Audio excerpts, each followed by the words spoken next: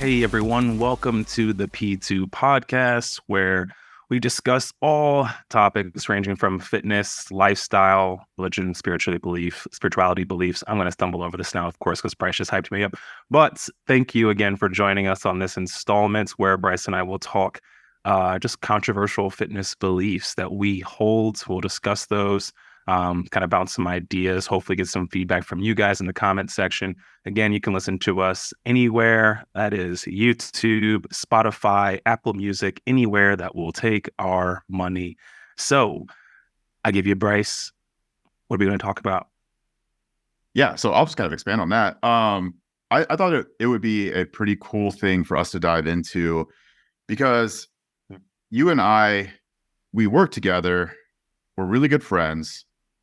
But even whenever we have private conversations, most people probably don't know this, but like we have really divergent beliefs on a lot of things. We're able to be civilized because we understand how to have like difficult conversations. And most of the time we can put ourselves in the other person's shoes and be like, I get where you're coming from. I just don't necessarily hold that belief. Right.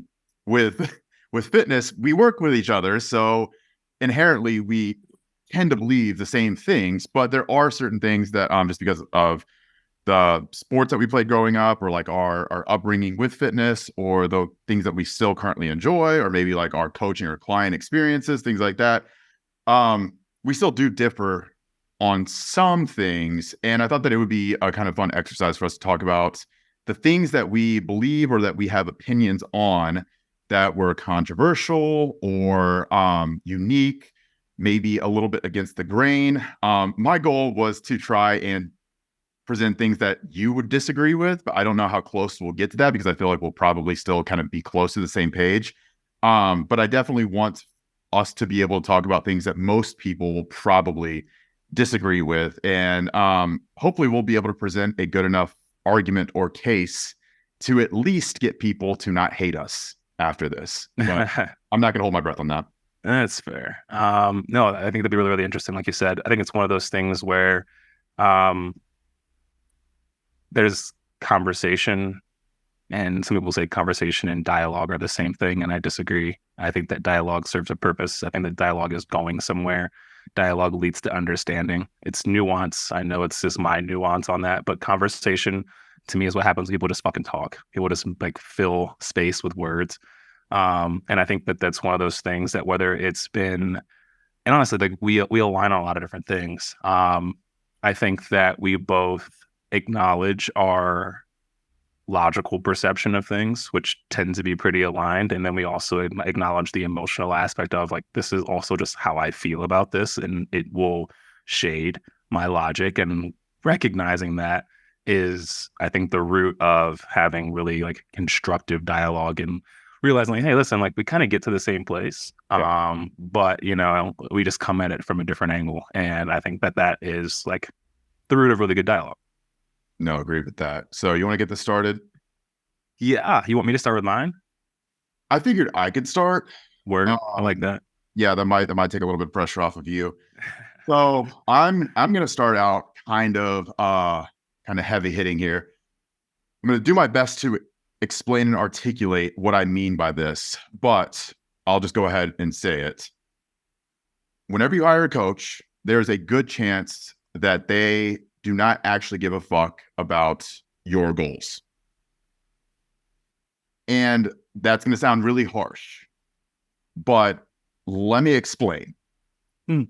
Most coaches are not making enough money to be able to focus on anything other than making enough money to pay their bills.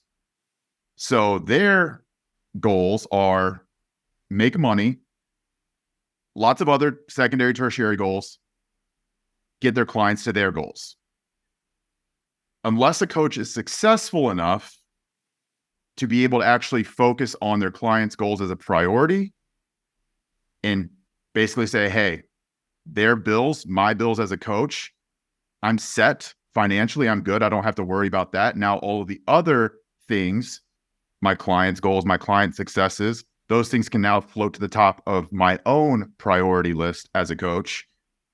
But most coaches will never be successful enough to where their clients' goals truly are their number one priority. And I know that is probably going to be pretty controversial because no coach will ever admit that. No one will ever admit that. And I'm sure that people will like talk shit for me even saying that. But I truly think it's true, even for coaches who are naturally very empathetic. Yeah, no, that was a good one. So of course, the whole time you're talking, I have the two parts of my brain. The one part that's like, because as a salesman, you need results to continue to sell. So, but think about the reasoning behind that, though. Exactly. And so I think that's just, I keep catching myself and they're like, yeah, but it's to make more money. And, you keep going back and forth. And so what is the priority? And then there's also the idea of like coach conspiracy of like, do you care? Is it a natural byproduct that your clients don't hit their goals, so they need you, so they stay around? There's that aspect as well, right? It's like, okay, well, you know what? Like, because I've seen it, right? I know you've seen it too, where you have a client who is really, really excited. Like, not necessarily a client with us because we're just better than everyone. Yeah. None of what I'm saying here applies to us, by the way, because because we make enough money to not care about this shit anymore. Facts.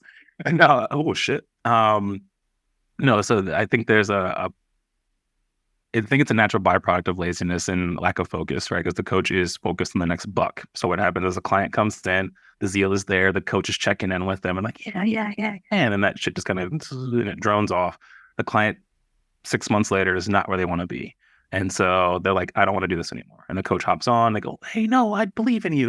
Over, and they kind of ramps it back up and then back down, right? And so it's interesting because I don't know if it's necessarily an active not caring so much as it is a very easy distraction. And the fact that like, hey, I just need to keep bringing in more clients. I need to make more money. I need to do other things. So the people who are less promising, because it's very easy to care about a client who is doing really well, who is going to drive your business, your show pony, the one you can keep posting and sharing and stuff like that. But think about that. It's caring to an end, right? You're caring about that client because the incentive behind that is getting you more clients, driving your business, right? And I think that's the best way of thinking about it, right? It's not a not caring. It's what is the incentive driving the action? The incentive in almost every case, in a lot of cases, is not goodwill on the coach's end. It's not a true desire to see all of their clients succeed in their goals. It's a transaction. The incentive is there is a passing of money, a transferring of money from client to coach. That transfer of money hopefully builds the coach's business, builds their reputation where they can get more money transferred and passed to them, and on and on and on. But again, it's like, it sounds so heartless, but I think there also needs to be a realization and an understanding for most clients as well that it's a business. Like we are operating businesses, and as much as your coach cares about you, and they totally can care about you, right? Like I care about all of my clients. I've always cared about all of my clients, but for a long time, I cared about my clients primarily because they were paying me money. And that sounds shitty. It sounds really shitty. But if you remove the money, all of a sudden my care starts to dwindle really quickly. And I was very stressed back then, and I got very little sleep. But I focused on, I need to make money rather than my clients need to achieve their goals. And again, not everyone thinks like me. And that does seem very like shitty to say out loud and very like, capitalistic or whatever you want to call it, very selfish. But I do think that if you're a client and you're wanting to work with a coach or hire a coach, you have to think about things in those terms, because then it all of a sudden grounds you and it makes the situation feel much more like it is. And it's a transaction. It literally is a transaction, right?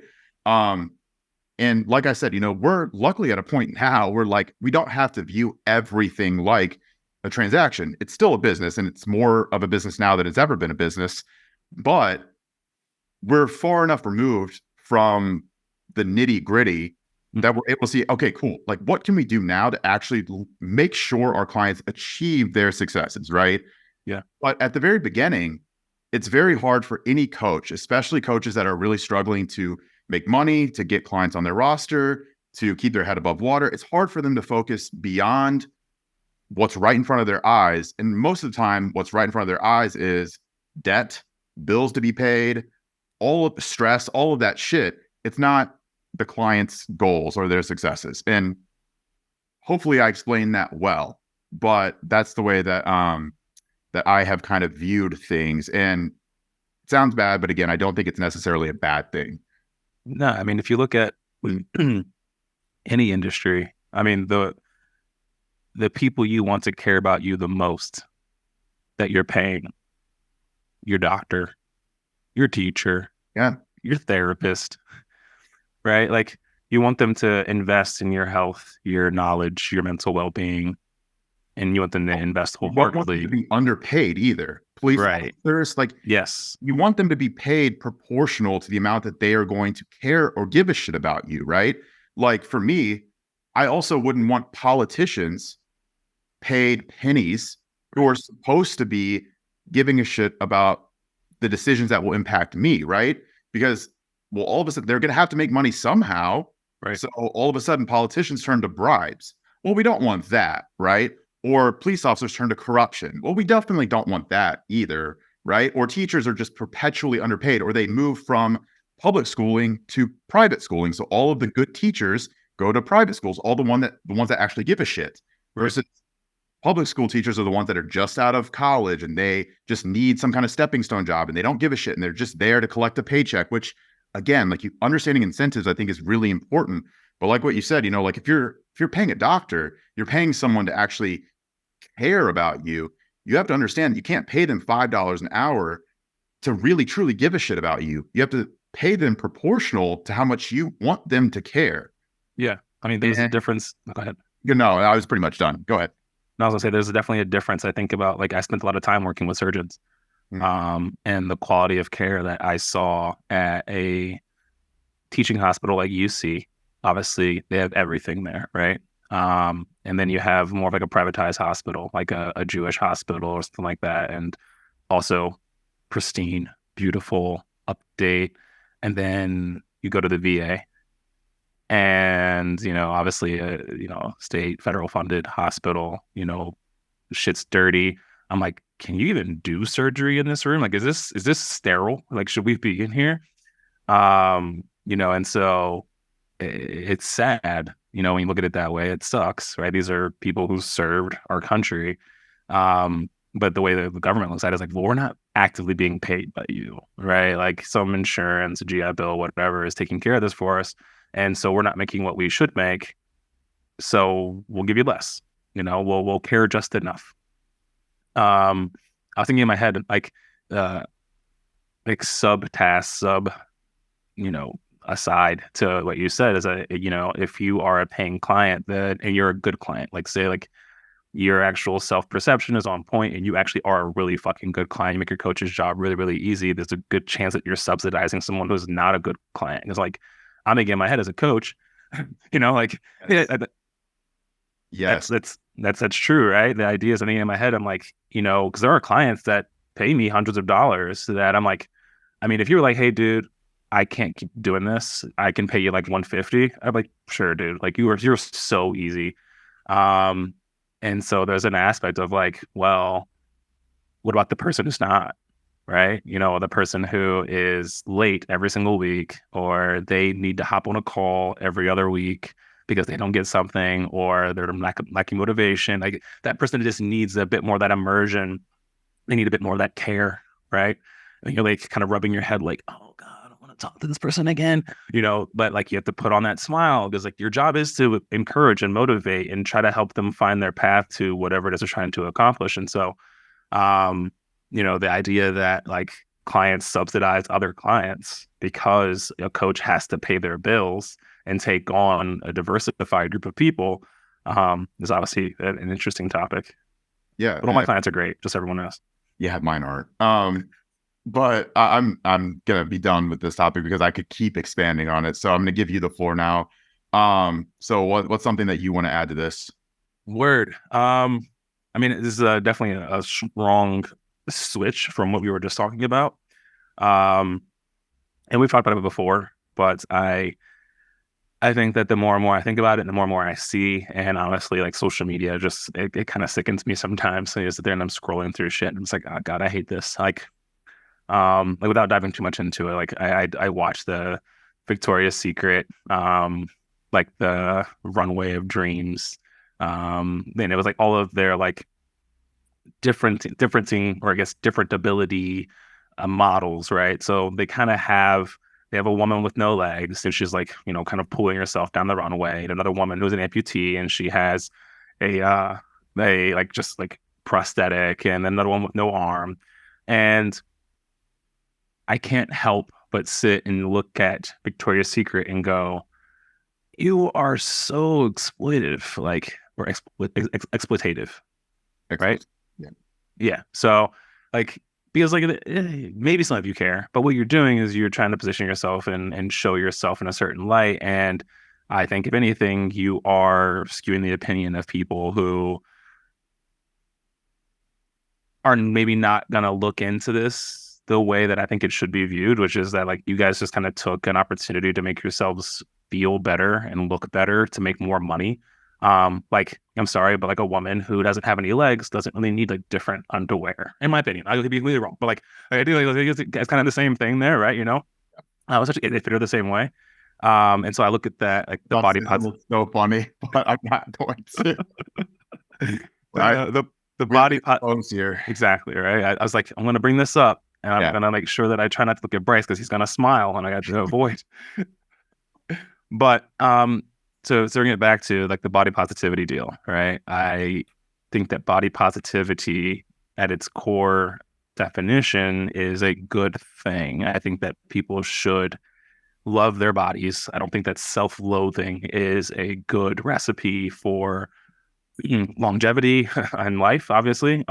Success, like you can't hate yourself into your goals, at least not sustainably. Um, so like the idea of loving who you are, even if you're not exactly who you want to be just yet, whether that's in how you look, how you think, etc., is a good idea. But the body positivity movement has been commercialized, and I think that in general it is bad. I don't think that it is a good movement.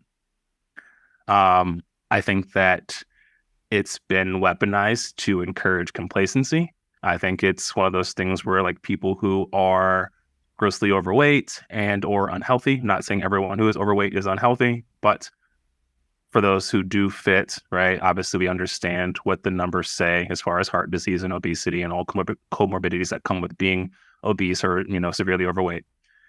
That being said, a lot of the people like Lizzo, et cetera, have been able to turn around and say, hey, look, see, look, I'm supposed to love me. Fuck you. Fuck you for telling me that I should be something different.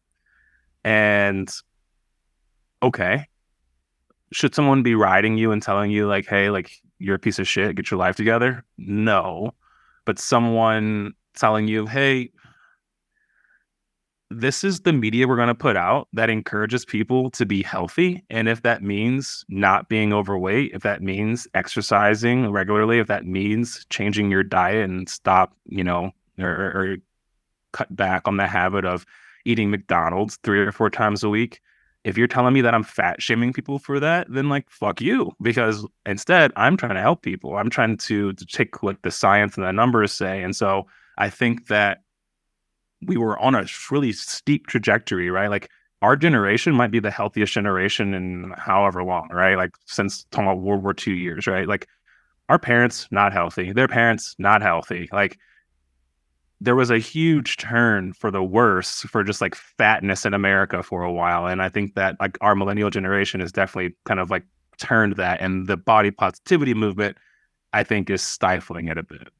Yeah. So before we go on, I definitely want you to better define what you mean by bad. So you said that you think that the body positivity movement has been bad or just not good. So I definitely want you to define what you mean by that, or kind of give a little bit more of clarity before we actually like dive further into this conversation, because I think that's important. For sure. Yeah, I said bad to be edgy. No, would define bad as in the way it's been carried out. Right? Just like anything else in America, I think that things start off as really good ideas and then they're executed poorly, or half-assed. And I think that's like, just like I would say the BLM movement, there are parts of that I'm like, hey, this was executed poorly. Like if you wanted to achieve this, you did this the wrong way.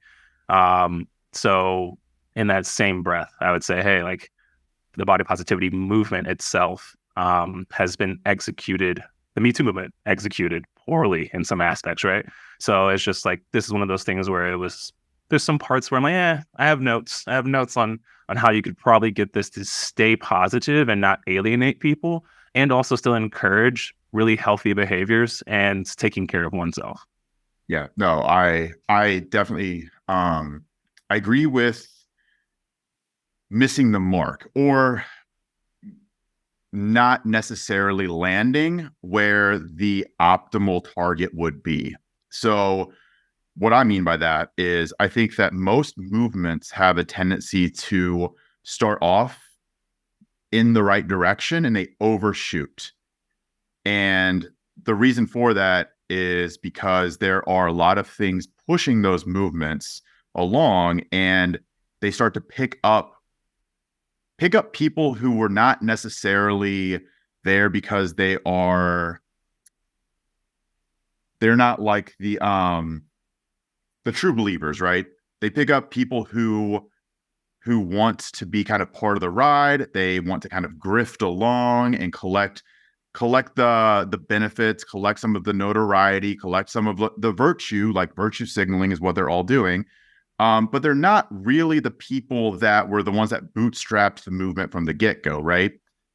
So whenever you have a movement like body positivity, typically that's starting from somewhere of, it's genuine, right? Where it's like, hey, this genuine problem is there are people that are being shamed for their bodies, and that's not okay. And I think that we can all agree with that, right? Like it doesn't have to be, obesity. It doesn't have to be something that is necessarily unhealthy, but even something like, you're missing a limb, or you got a big fucking head, or you're balding or whatever, right? Like it's just being comfortable in your skin. I think everybody should have the right to be confident and comfortable in their own skin, no matter who they are, no matter how they were born, no matter what their genes are, all those things. But what has happened is what started out as a virtuous movement has progressed along, and it picked up stragglers and picked up people who realized they could probably make some kind of profit on pushing the movement to its extremes. And unfortunately, there's not good feedback mechanisms built into these things, because what they do is they essentially say, if you disagree with us, then you're a bad person. Mm-hmm. So then everyone gets scared to voice what everyone else is thinking, which is, have we not gone a little too far? Right. And then it slowly starts to settle in a position of normalization that is further than what everyone was initially comfortable with to begin with, right? And I'm not going to go into any specifics, but everyone can already understand, I'm sure, where this conversation is going. But one thing I was going to mention before was the black squares, right? Posting black squares on your Instagram, which funny because you and I actually had a lot of really in-depth conversations about these specific things back in 2020. And that's another really good case of a movement that started out with the right motivations of most people, the majority of people agree with the motivations behind Black Lives Matter, or Black Lives Matter as an idea, an ideology, right? Like Black people having equality in society. Black lives do matter. Like those are good things. I don't think that very many people would argue with those, right? But it's the execution of the movement and how it actually carried out, which turned a lot of people against it, right? Where it's like, all right, you had me up to a point. Everything beyond that point starts to feel very much like, I don't know if I'm still there with you, right? And I think the body positivity movement is similar to that, where it's like, all right, guys, I'm with you up to the point where we're saying everyone should feel comfortable and confident in their body. No one should be shamed for who they are. If you are overweight, that's okay. It's all right to be overweight, but there also has to be a realization and an honesty associated with this stuff, where it's like, if you are overweight, understand that you would probably be healthier if you were an average weight. That says nothing about you being a bad person, Right. but it is statistics. It's the reality, right? Like if you're a 40 BMI and you were instead a 25 BMI, you'd probably be healthier in the latter scenario. And that's not me being an asshole. That's not being, insensitive. That's just saying what the statistics are telling us. But people do like to argue with statistics, and they say that statistics are racist or insensitive or xenophobic or whatever. And it's like, all right, guys, at what point do we just say, like, this is kind of fucking bullshit and ridiculous? We need to all be rational and logical and say, all right, let's just draw the line and say anything on the left of this. Well, I don't want to say left or right because then that's inherently political. Anything on this side of the line, we agree is good. Like, those are good things. We want these things. Anything on the right, we're like, all right, you know what? Maybe this is reserved for people that are kind of fucking extremists, like they're pushing things a little too far. But I do agree with you, right? Like, I think that, sorry, I'm like totally monopolizing. But I agree with you in the sense that like if we want everyone to be comfortable in their own body, I think we also have to be promoting the same thing for people who want to be fit. And I think that's where we've really missed the mark too, where it's all of a sudden like not okay to actually want to be better, right? You have to basically say, like, not only is your body okay the way that it is, but me wanting to improve my body is not okay, because then that will make you feel bad about your body. It's like, what, like, in what world does this make any sense? Like, you have to just say it out loud, speak it like that, and then all of a sudden you're like, this is pretty fucking stupid. Well, I mean, it's like Planet Fitness, right? No lunks allowed, right? We can't let anyone coming in who looks like they train all the time come train here, or maybe we should make them feel uncomfortable to train here because we don't want the people who don't look like them to feel uncomfortable. And it goes back to like just us not being adults, like just people not being able to cope and work through their own shit. The protect my peace, which essentially is the code for I don't like confrontation. So anything that is against anything that I think or feel, I will not deal with. I've had people, and I'm sure you probably have it as well. I don't know if you've had anyone, like I've had friends tell me, hey, bro, I had to unfollow your account, males and females, because seeing the fitness stuff, it triggers me. And I'm just like, okay, fair enough. And someone told me that, that their therapist told them that maybe that's a good idea, et cetera, et cetera. And I'm not knocking with the advice they're receiving from licensed professionals. I do believe there's probably room for, hey, listen, if something puts you over the edge and you're in an opportunity or an opportunity period to heal or to distance yourself from something that is consistently pushing you to, dark places, whether that is like, bad health habits or just self-loathing, et cetera. Cool. I get that, right? Like if you're an alcoholic, don't go to a bar. However, if you're that same alcoholic, have you really overcome or healed if alcohol can be nowhere near you ever? Otherwise, you collapse. Right. And if you haven't, have you progressed? Have you gotten any better? Right? Body positivity should be for everyone. I remember the very first time, and I thought it was a cool post. I saw a girl who was flexing in the mirror. And I remember looking at this girl thinking like, dude, she's fucking jacked. Her body's tight, like da-da-da-da, whatever. And then she showed her like one of her unflexed. She didn't look grossly overweight. She just didn't look as jacked and as hourglassy as she normally does. I'm like, that's actually a cool post. Probably for a lot of women out there to see, and men. So yeah, okay, this is a presentation. And then it turned into, let me pose and twist my body as hard as I can so that my dimensions look crazy. And then let me sit on a couch, curl over, and like fold my skin over my tight waistband. Look at all my, it's like, and like blow out my stomach. It's like, okay, well now it's a gimmick, right? Now this is something that has turned into something that people, like you said, are like bandwagoning for clout or for attention. And it's lost its purity. And then of course it takes on a very just turbulent and controversial and almost alienating, presentation, right? Because then you have people like me who used to be like, that's a cool post, go like, dude, unfollow, get off my page. Like, I don't even care what you're saying anymore now, because I know that that's a grab. That's a grab. This is no longer genuine. This doesn't feel good anymore. It feels icky. If anything, it feels like you're exploiting these people. Like, and then on the same end, for the people who unfollow, who are being empowered to say, hey, listen, the idea of being fit doesn't have to be your idea. You can decide to just kind of like completely separate from that idea. And in doing that, you should remove anyone who makes you feel like you should think otherwise.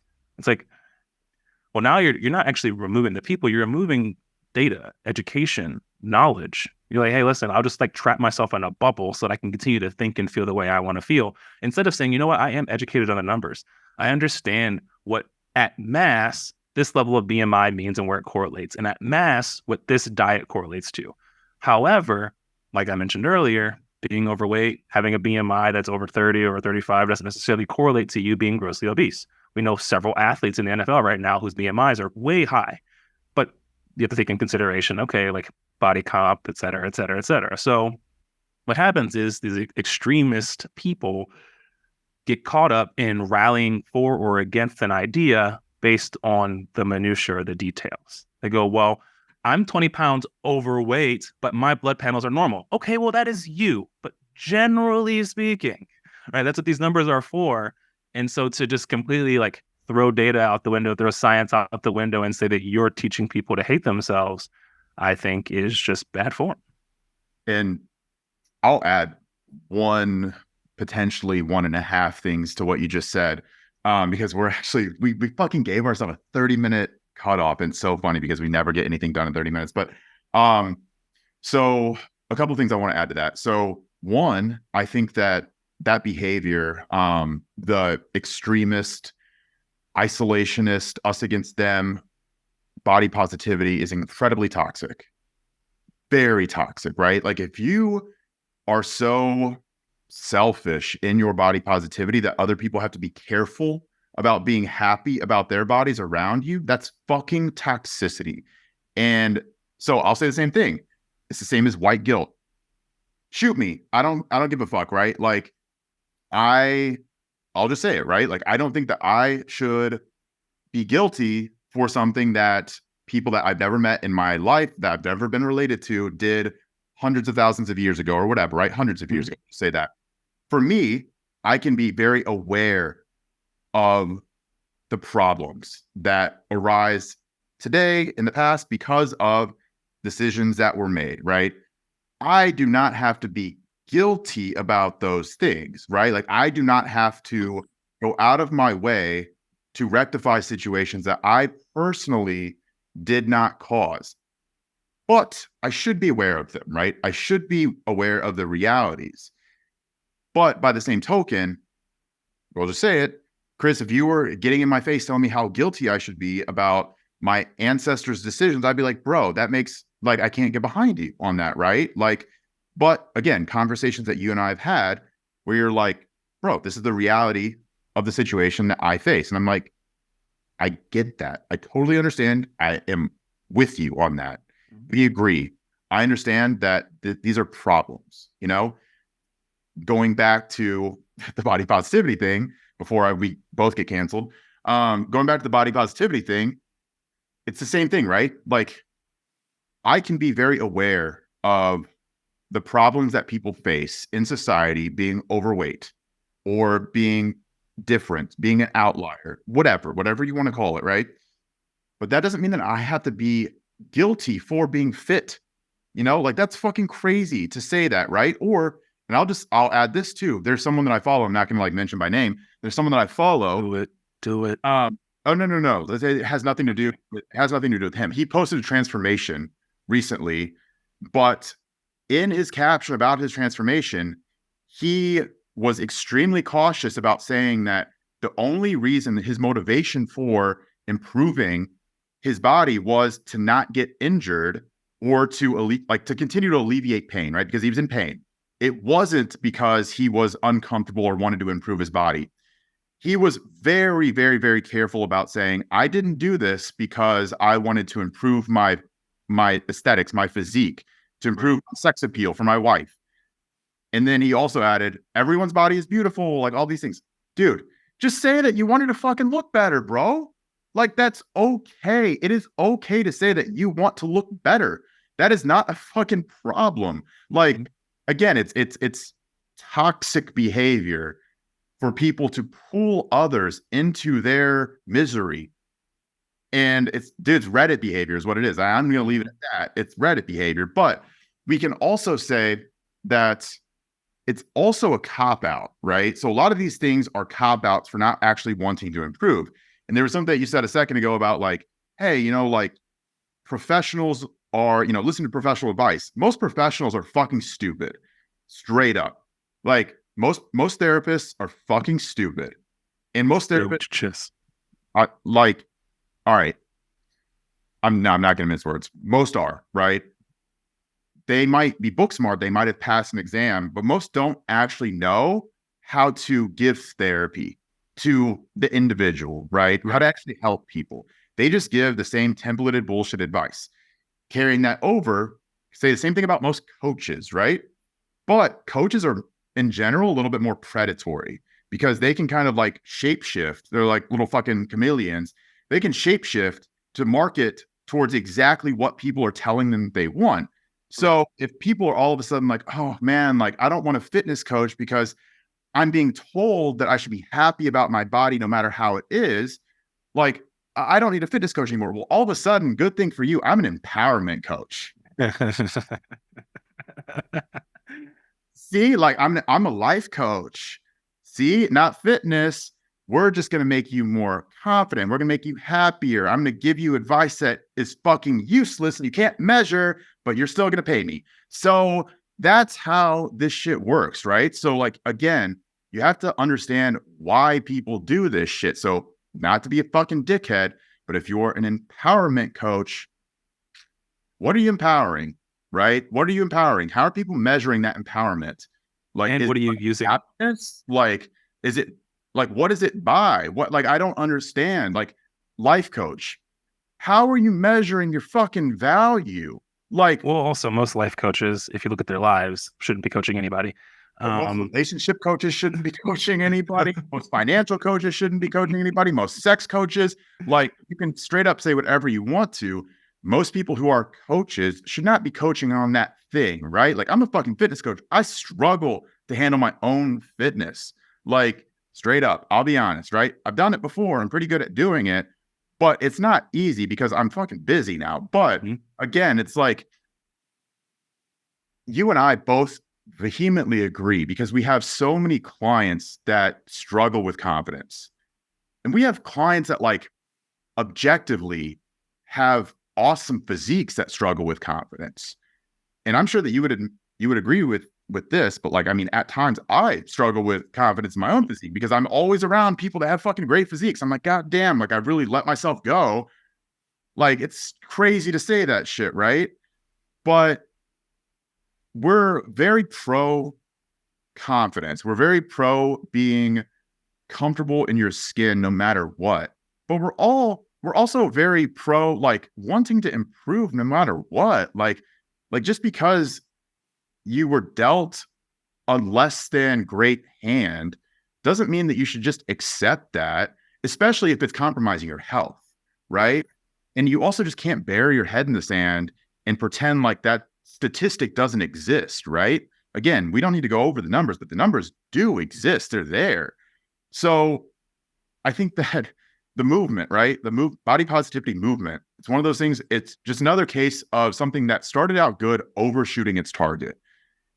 I am not going to hold my breath that it will recede back to a good place, but I do think it is good that people are noticing it and they're starting to push back and say, all right, I think maybe we should have a collective discussion about like where we want this positivity to actually be, like what we want to be positive about.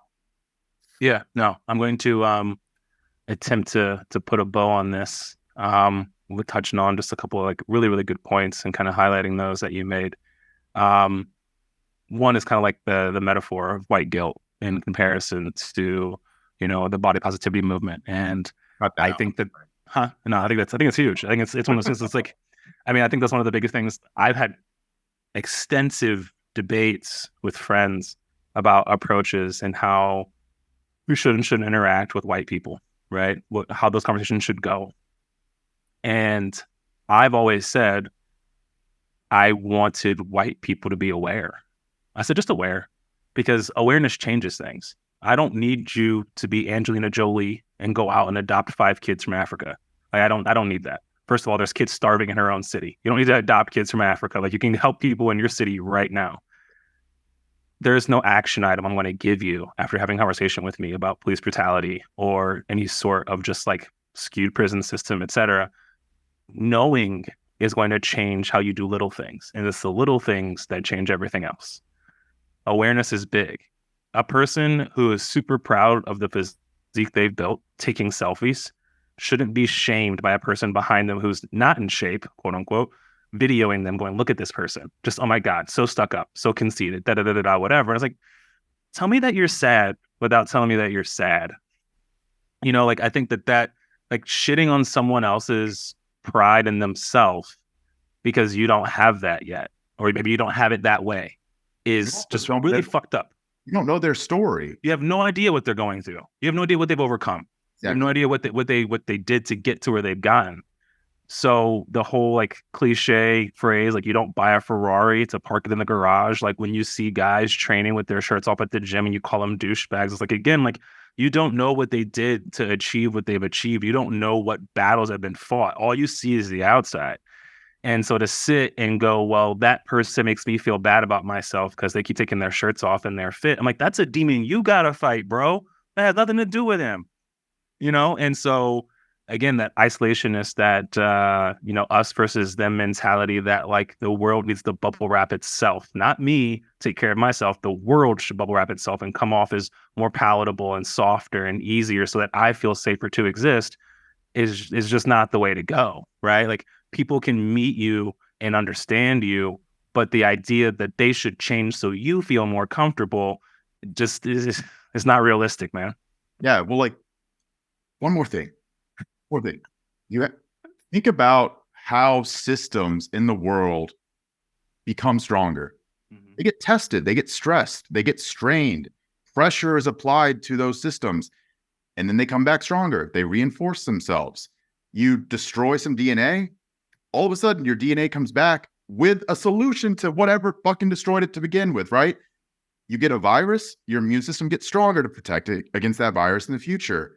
Like, your fucking house blows down in a hurricane, all of a sudden you build the next house with reinforcements, with a bit stronger walls, a bit stronger foundation. Like, that's how things in the real world get stronger. But if you insulate yourself from fucking everything, you live in a bubble, you're never going to become stronger in any capacity, especially as a fucking human being, right? Like, you're never going to understand how to overcome adversity. And this is, you and I have had these conversations about, whenever you're young, you need to be put in stressful situations so that you can learn how to deal with them and overcome them. You need to be put in positions to fail whenever you're a child.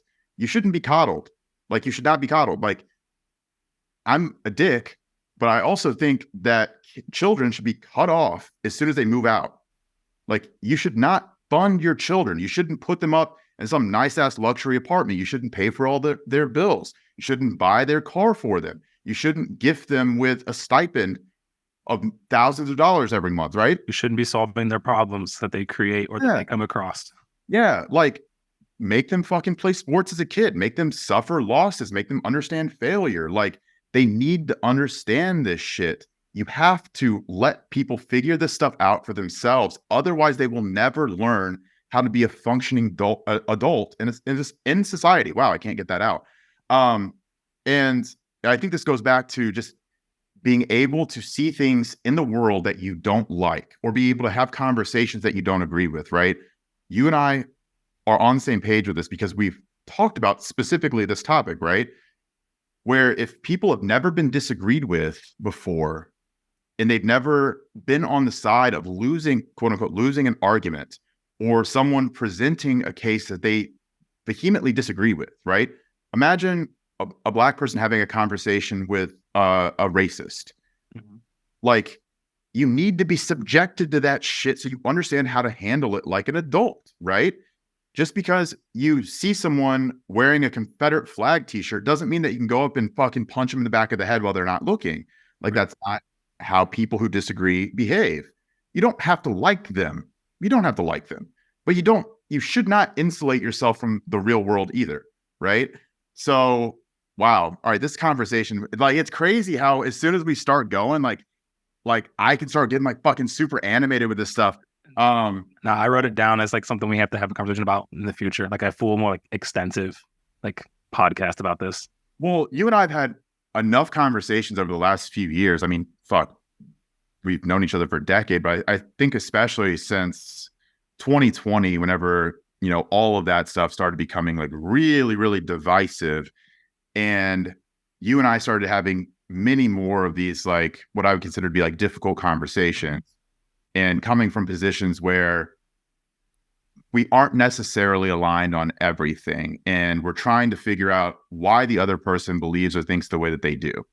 And I think I would give you and I a lot of credit, mostly me credit, but collectively credit for us both being able to always have like really adult conversations. Like, I don't think you and I have ever had a conversation where we've like gotten so frustrated to where we've like had to walk out or like, Right. or, you know, ended the conversation, like just like fucking steaming or like silent or anything like that. We've definitely disagreed at times and like not been able to get to a point of agreement. But that's normal, right? Like, you're not going to agree with every single person, even your best friend, even your parents, even your spouse. There are going to be things that you're always going to disagree on. Like, you don't want a parrot.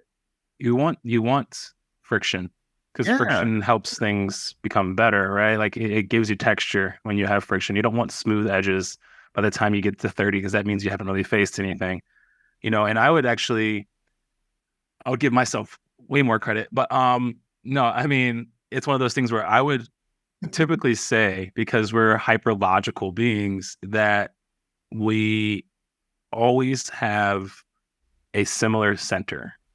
It's the way we look at it. And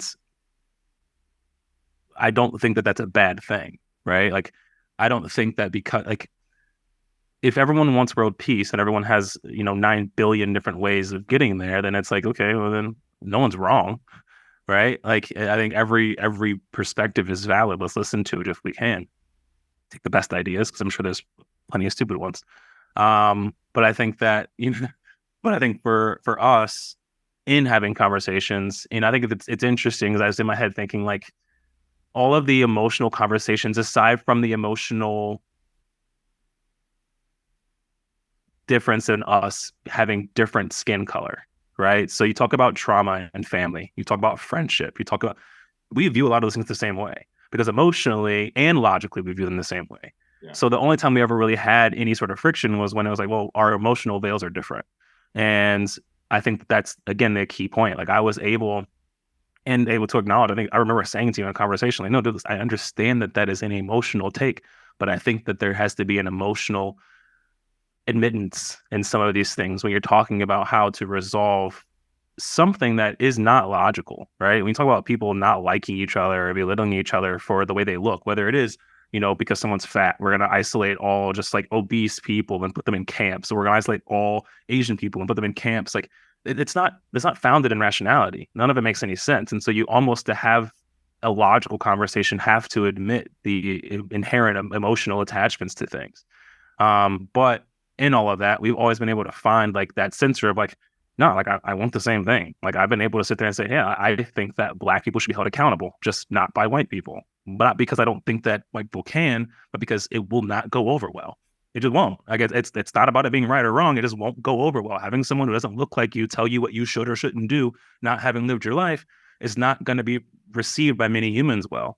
That's not me saying that like white people don't have a right to speak up, so much as it is like, it's just what is. It's just literally what is, and that's the admittance of that emotional piece. And so with body positivity, it's like, I'm not out here to go out and hand out pamphlets to every person that I see wearing over a 35-inch waist pant. Hey, bro, you need this. Hey, bro, you need this. Hey, bro, you need this. However, I'm not going to stop, you know, posting about what is healthy per the numbers, what people should strive for per the numbers, should they want to live a long, and healthy and able life. Yeah, I had to like stop myself, otherwise I'm I gotta pee. Fuck up. Yeah, so we can wrap this up because I definitely think that was a good one. Obviously that one's pretty far reaching, but we should definitely do these more often, because I think that even just presenting like a single statement or single like contrarian belief opens up a really interesting dialogue that we can go in a million different directions in. So yeah, let's close this shit out. I'll let you do it again because I don't want to do it. And yeah, we'll have to do this again. I'm going to do it better this time. Bryce put me on the spot last time, and I don't have a haircut, so I just like move my head around in a certain way. But thank you again for joining us for this installment of the P2 podcast. We will continue to do this in different iterations. Again, as mentioned before, a Q&A style, things from you guys, things from us. Let us know what you want to see in the comment section, and reactions, DMs, etc. Again, you can listen to this on all platforms, in the car, on Spotify, Apple Music, at home. You can watch our pretty faces go back and forth. Let us know what you think. Let us know what you wanted to hear. Again, thank you so much for tuning in, and we'll see you next time.